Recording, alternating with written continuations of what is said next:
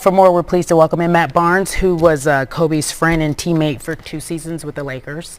There are so many memories, and that piece reminds me a lot of just how great he was and what he meant to people. You knew Kobe in a very different way.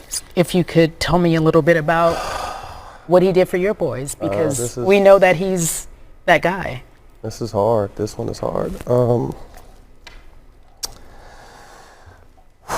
We came together on different circumstances. Obviously, the ball fake in Orlando. A potential fight turned into a friendship and a brotherhood.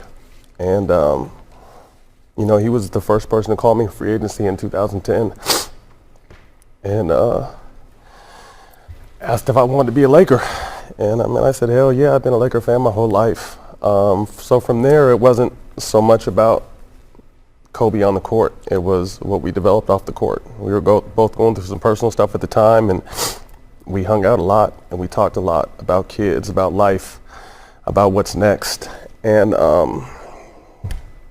he was just always so enamored with my twins. I would always have him around, and he would go out of his way to hug them, talk to them, give them shoes. I think the first pair of shoes he gave them when they were like 3 years old, and they didn't want to take those things off. I surprised the boys for their 10th birthday. We drove out to Orange County, and Kobe gave them a private workout and beat them down. I had one of them crying. That's how Kobe He was was relentless on the kids too. It was no slack. Oh my gosh. And they had to run 17s at the end, and the first one to finish got to stop, and Isaiah lost. And Isaiah kept losing, so Kobe gave Carter, his brother, a chance to make a left-handed shot to erase the rest of Isaiah's running, and Carter made it. And he went and hugged his brother, and then Kobe went and hugged both of them, and it was just like, this dude's unbelievable. Amazing, yeah. Unbelievable. Everyone has that story where they've had these moments with Kobe, these special moments, because of how we are now remembering him. It's interesting, my co-anchor David wanted me to ask you, because you mentioned it.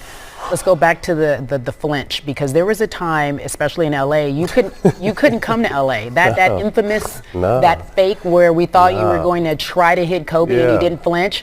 Yeah. We didn't like you, Matt. We didn't want you here, and we didn't like you. So it's interesting to know that Kobe actually called you the following season and said, come play. Well, we talked about it on my podcast, which was, people were saying I think that was his last interview, and he said that's what made him want me to play with him. He said anyone crazy enough to F with me is crazy enough to play with me, and I think that's when kind of I earned his respect. And for him to personally call me, it wasn't like we were cool, but it wasn't like we were tight at that point. And for him to track my number down and tell me to come be a Laker, it was a tremendous honor. But like I said, outside the basketball player, just the father. You know what I mean? The way we would go back and forth. He had his 2 girls, I had my twins.